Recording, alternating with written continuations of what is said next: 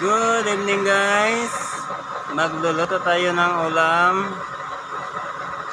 Ito guys, parang hindi kita. Umuusok yung ang lakas ng apoy natin guys.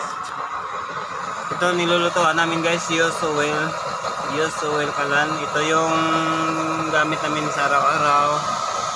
Ayan, ganyan lang yung patak-patak guys. Baka gusto nyong bumili.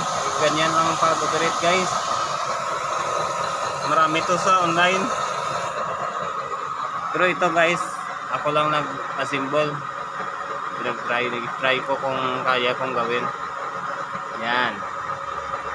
Lakas ng apoy guys. Ang sarap gamitin magluto sa bahay. Kita nyo guys. Wow. Ayan. Baka matakot kayo guys magamit ito. Hindi kayo dapat matakot ito. Simple lang gamitin. Yan, use oil pala nito yung tangke guys. Ito yung burner, dalawa. Yan.